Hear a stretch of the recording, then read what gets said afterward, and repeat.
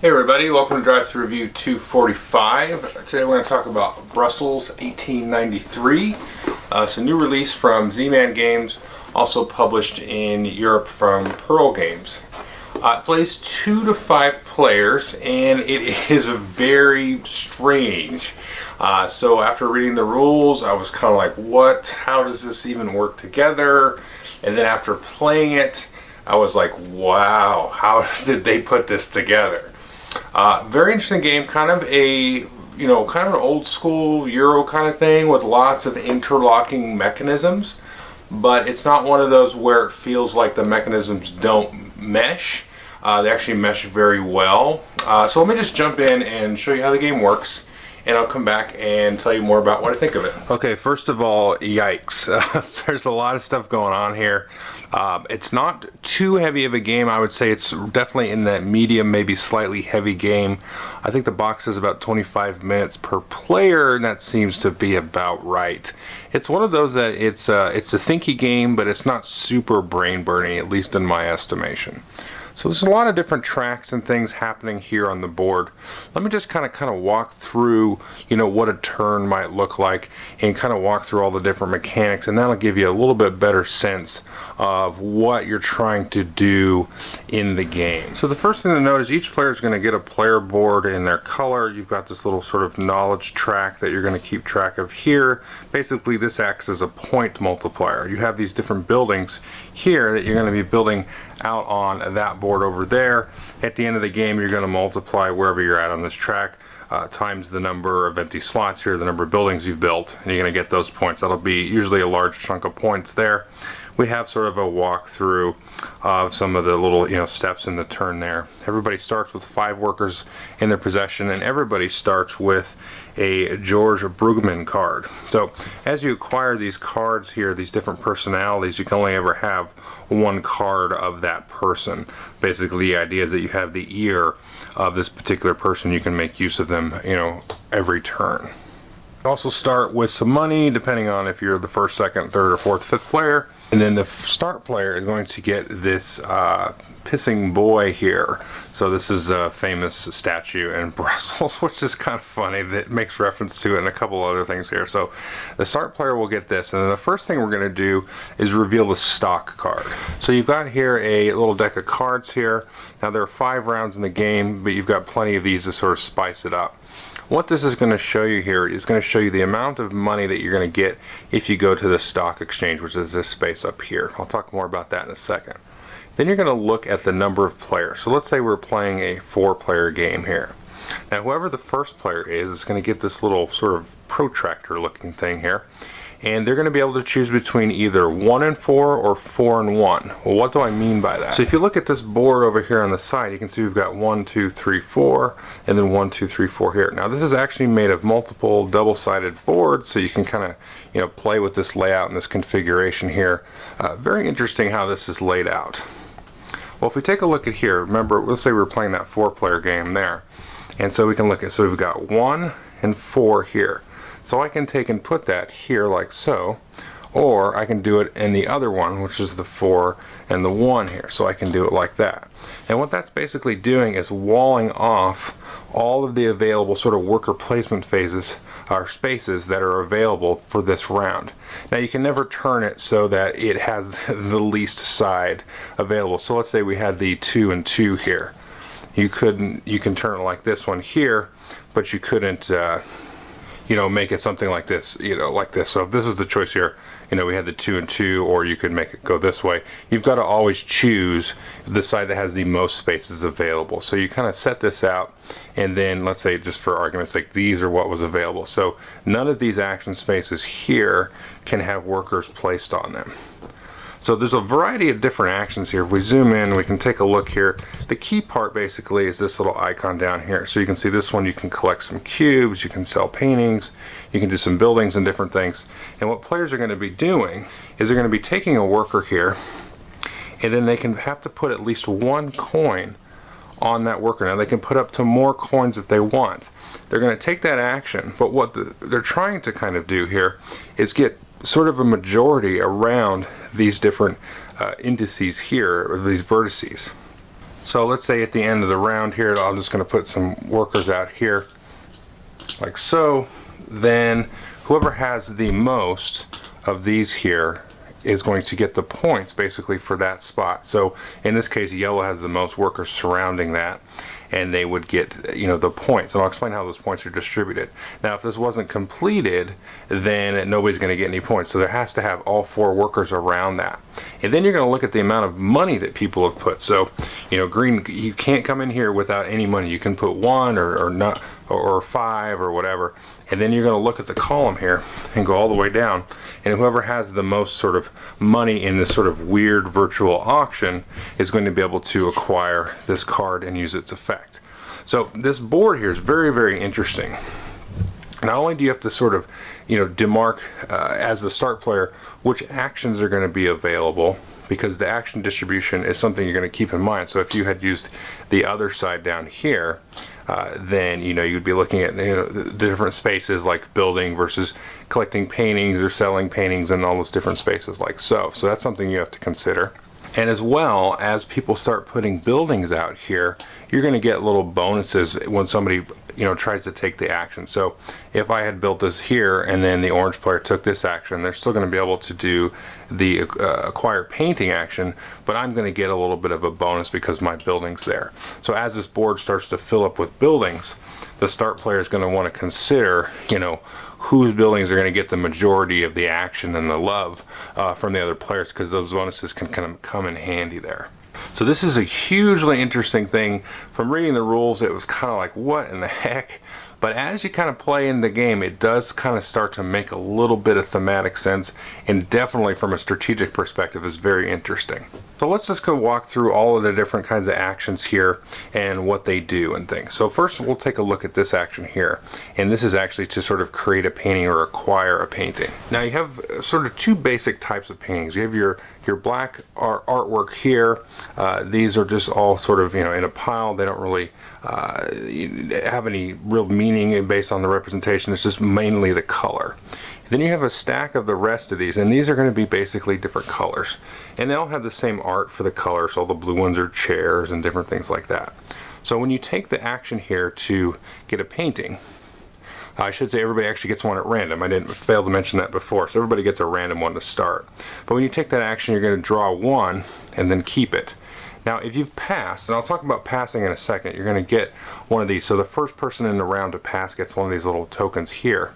And when you go to take this action like so, you get to draw an extra painting for each one of these pass tokens you have. So if I had one of them, I'd be able to draw 2, and then I only keep 1. So I take one of these and I put the other ones, you know, maybe I drew 3 or something, and I put them back on top here like so. So you're going to take and collect these paintings and then have them in front of you, with the intent in mind to actually sell these. Now if we look at here, you can see this action here with a little sort of painting with a question mark there. If you take the action there, then you're actually going to sell the paintings. Now if we look at over here, you have this very sort of neat, interesting, oddball market demand matrix thing. And this is what you're going to look at when you're going to sell your paintings. So the first thing you're going to do is you're going to look at the number of paintings in front of you here. So let's say we had 3 paintings. So that means we could move this guy 3 times. So let's say I wanted to sell, I don't know, the green one, just for fun. So I can move this 3 times. And so we're looking at the green, you know, icon here. If you're trying to sell blue, you'd be considering this, and then again you have the black one there. So again, I can move it 3 times because I have 3 of these. So I'm trying to get this sort of into corners. So all the corners are going to be worth more victory points and more coins. But you can kind of see as the blue one moves this way, the yellow ones kind of go down, and the same with the green versus the pink. So we start this in the middle here. So I can move it 3 times. I could go 1, 2, 3. So now we've got green worth more. So it's going to be worth 6 points and $4. So I'll take and put that here, and then collect my victory points on the victory point check and get the money. But now, since I have a face-up green painting, nobody else can sell that piece of artwork. So they've got to sell something else. So somebody comes along here later and they sell the yellow, and maybe they move this over a little bit or something. Now nobody can sell green or yellow, so now I'm stuck with this yellow.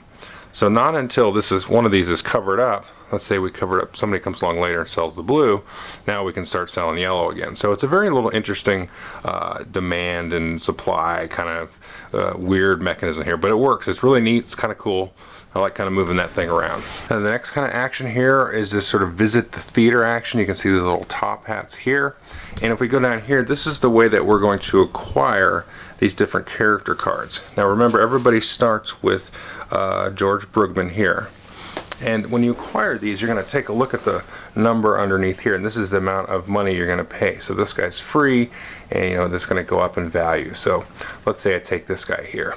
So when you take the character, you immediately use them, and you use them for the effect there. So in this case, I'm going to collect 2 white cubes, and I'll talk more about what these cubes are used for in a minute, but these are basically wild cubes. So I'm going to take this, and then I have a choice. I can either discard them, basically pay for sort of a one-time use, or I can take and keep him in my supply. When I take and put him in my supply, I'm going to tap him like so. So I can't use him again this round. Now at the end of the round, everybody's going to untap, and then you can use him again. Now the thing to keep in mind here is you see this coin cost there. This is the amount that you have to pay at the end of the game, because if you decide to discard him, he's gone, no big deal. But if you keep him, you have to keep him until the end of the game. And for anybody that you can't pay for, you're going to lose 5 victory points. So you want to keep that in mind as you accrue these people here. And that you will get some bonus points for them at the end of the game. I'll talk about that in a second. But that's how you go to the theater. You get a patron, and then you'll move these down here. And then at the end of the round, the 0-1 here will drop off. And so these will be cycling through. The next action here is to acquire 2 what's called noble materials. And remember I said these are wild. These are not considered noble. And the specific materials are what is considered noble. So you've got the blue and the black and the brown cubes here. You can acquire any 2 of those that you wish. Now what do you use the materials for? Well, if we move down here, we can see here is the construct action here. And this is where you actually build your buildings and put them out onto the board. So let's talk about that. Well, to know how to construct a building, we have to look at this kind of interesting wheel here. And so these little sort of half circle segments here are randomly divided out. And you have this little dial here always pointed towards the 2 northern segments to start the game. And this is telling you what is required to build the buildings. So in this case, this is not being very helpful because this one is blank, which means we need to use something from here and something from here, and this is black cubes. So basically, effectively, what it's telling us is we only need to use black cubes. Now, if it was set up like so, we could use black cubes and payments of $3, or if we had it like this, let's say, we could use any cube for one of the payments and then blue for one of the other payments. So if we look here on our player board, you can see we have basically 3 rows of buildings, and the bottom row here will cost us 2 payments, and then the middle one here will be 3 and then 4. So based on, let's say that was the current configuration, we would have to use a blue cube for one of the payments and then any cube for one of the other payments. Now we just need to use 2 here, so we could do a blue cube and then any other cube, and then say we had these built. So now we have a cost of 3 here. So if we split this up here, then one of those would have to be a blue cube, and then the other 2 payments could be anything. Or if we set it like this here, this says $3 on it, we could do 2 payments of 3, so $6 and a blue cube, because this is kind of telling you that the multiple of times that you need to make one of the payments that's indicated on that wheel. It's actually very, very interesting. Now, if you make a building, you can get 5 victory points for building it, unless you used one of these wild cubes. If you do that, then you forego that bonus of 5 victory points. And interestingly enough, how to build a building is all depicted here on the back of the building. So you got to pay the cubes. If you didn't use any white cubes, you get 5 points, and then you have to adjust the market, so to speak, up here. And this is another kind of interesting sort of supply and demand thing. So what happens here is when you do this, you have to move one of these, and so you always have to move one of them clockwise. So I could take and move that one there, thereby adjusting the markets. Instead of being blue cubes and money, it could be brown cubes and money. And then somebody else builds a building, they could adjust this one here, and then that makes it a little bit easier. Now you can never have them on the same spot, and again, you can't turn them backwards. So the next person to come along would have to move this one up here. So in this case, it would just have to be cubes. So this is kind of an interesting sort of, you can see sort of in the future what's coming up. If somebody's going to build a building before you, then you can kind of see, okay, what am I going to have to pay by the time it gets around to me? So that's all of the possible actions that are out there, and you're going to get a different number of available actions based on where this sort of angle is there. Sometimes you may have more selling painting actions, or buying painting actions, or building, or materials, or whatever. So that's something to keep in mind when you place that. Now you also have some action spots up here which are also available during this phase. Now these spots up here don't cost you any money, but it's got an interesting way that the workers come out. So depending on the number of players, it's going to work a little bit differently. But so if I go out here, I can just put one worker there.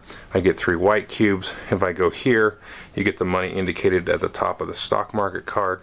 If you go here, you can do any of the 5 actions that are depicted out there, again without having to pay any money. But again, the reason that you're paying money here is to try to win the auction and at the end of the round and get those cards there. So the money is not for nothing.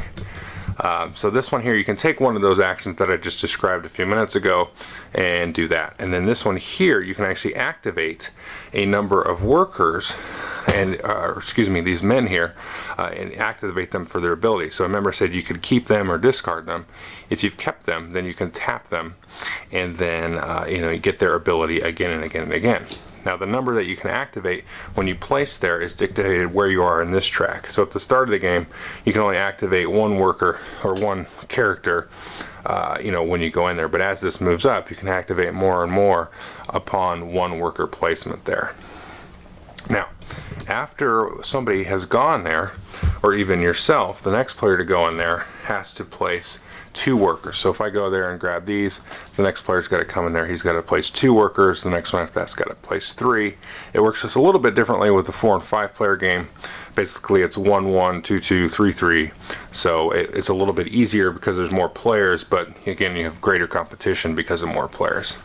So you can place here or here, and that's kind of your worker placement phase of the game. Now, as I said, you also will get a bonus here. So if I had built this building here, and then green had placed some money and a worker there, he gets to take the action, but yellow also gets a bonus. I'm not going to go over all of these in the interest of time, but you can see here, based on the action that the other player took, what your bonus is. Sometimes you get some victory points, you get to reuse a character, and different things like that. Now at the end of the round, you're going to look at these columns here, see who has the most money, and then whoever has the most money is going to get access to this card. You have a couple of choices, so let's take a couple, look at a couple of these cards here. Now, if there's a tie, you're not really going to worry too much about it because nobody's really going to own the card. Both players or multiple players will get access to this ability here. So for example, this card, if you want it, would move you up that track. There are cards to move you up this track here, and different things that will happen. So if both players are tied, that will happen. Now if you're the sole winner, you get this and hold this in front of you. And what you're going to consider is these little piss boys here, these little statues. I don't know. This is the most hilarious thing in the game. And so at the end of the round, you're going to add up the total number of these of what people have, and whoever has the most is going to take over the first player. Now the first person to pass in a round is actually going to get one of these. Remember I said these are useful when you're trying to acquire paintings because you're able to look through more. But the first person to pass will take this and flip it over. All of these have 2 of these. And then when you pass, you also get a $1 for taking this, and then a $1 for each type of artwork that you have in front of you. So that will give you a little bit of a bonus to getting access to, first player in the next round. So you're going to look at these and then determine first player. And then whoever actually has these, you can do a couple things. You can either choose to use this ability and move up a track, possibly get an extra worker from the supply into your supply, move up this track here, on your player board, which I'll explain in a minute. Or you can choose that, use the ability and discard it, or you can take here and tuck the card onto your player board. So you can see there's a victory point there, and you have sort of 4 end-game scorings here. So like for example, this one, for every worker 3 and above that you have in your possession at the end of the game, you're already going to get a point, but if you tuck this there, you'll end up getting 2 points, and so on. You could stack a bunch of these in there if you wanted to. So you have a choice to either use the ability or tuck it under here, for an in-game bonus. Finally, like I said, in here you're going to take a look at who has the majority around any complete of these shields here. So this one again is complete, so we're going to score it. Now the points that you're going to get, in this case it would be yellow. If it was tied, let's say we had like a blue player in here and everybody around there had 1, then everybody would get the points. Now the number of points you get for the number of shields that you're controlling is marked over here on this board, like so. So if I was up here, for every shield that I controlled, I get 3 points, and you can amass a fair bit of points there. So you're going to take a look at that, get the points there, again acquire the auction cards at the bottom, and then you're going to look up here in Brussels here, and whoever has the most workers is actually going to lose one of their workers there back to the general supply. In this case, it's not very realistic, but we're both tied, so we'd both lose a worker there and need to reacquire them. So that's pretty much how the game works. Now there are some end of game bonus scoring. Most of them have to do with this player board. So for each building that you've cleared off here, you're going to multiply, let's say I cleared all these off, so there's 6 buildings, and let's say my little token was up here at the 6. I'll take this number here, 6, multiply it by the number of empty spaces here, so in this case I get 36 points. As you can see, when you build the top 2 here, that costs you 4 resources, you get 5 points for building those. And then you're going to look at all the cards here that you've tucked under these various spots here, and so you're going to get points for the workers you have, points for the character cards. These are again, remember, the people you activate for the special abilities, points for any paintings you have left in front of you, and then also for every $4 you get a point. The cubes here are worth a point, the white cubes aren't worth anything, and then whoever ended up with the start player marker also gets 5 points. And that is pretty much how to play. Okay, hope you enjoyed the overview. This is, I hope the walk through the rules didn't turn you off, because it's a very, very interesting game. Now you have the board on the right hand side that has all the different spots where you can have worker placement and the buildings go, and you've got that weird sort of angle protractor thing that you're using to demark what the available spots are to place your workers on. That's pretty cool, because what happens is you go to place that there, and there's a lot of things you have to consider. There's a little bit of timing that needs to happen in terms of what the turn order is. A little bit is like, okay, I'm going to get materials here, but then I'm kind of behind the ball, 8 ball, so to speak, to build a building and things like that. And those spaces are going to get eaten up pretty quickly. But then you're also considering, okay, how much money am I going to put with the worker to bid and try to get that card that's at the bottom? Because if you're going for a strategy to maybe build all your buildings, and you want to move up the track there here on your player board, right? Because you get way more points, that multiplies up as you go up there. So if there's a card under there that's going to move you up the track, you're like, well, I really want that, because I've been, putting all these buildings out, and my guy's sitting down there at the 3, and that's a horrible multiplier. So you have that to consider, and then you have, again, the area majority around the shields to consider, which can be, a fair amount of points. So there's a lot that goes into just that sort of physical spatial placement of the worker, and that's very, very cool. And then you've got a little bit of the timing with the buying and selling of the paintings to keep in mind, because as that grid thing shifts around, you're trying to sort of play with that as it gets way up in the corner, maybe for the blue paintings and things, then the yellow's not being worth as much, and you've got a yellow, so you want to kind of wait for somebody else to bring it back, because you get to move that when you sell it. So there's a lot of sort of interlocking mechanisms here, but it feels very much unified. Now the theme of it is you're sort of kind of wheeling and dealing in sort of the Art Deco era here in Brussels, trying to hobnob with all these different people, sort of buy and sell art, kind of be one of these well-to-do folks. And I don't know, it kind of works in that way. And like how you can get the different character cards, you can only have one of a certain named guy, because you can't have multiples. And it's kind of like each player may have the same guy, but it says you're kind of bending his ear a little bit and kind of getting him to help you out a little bit like that.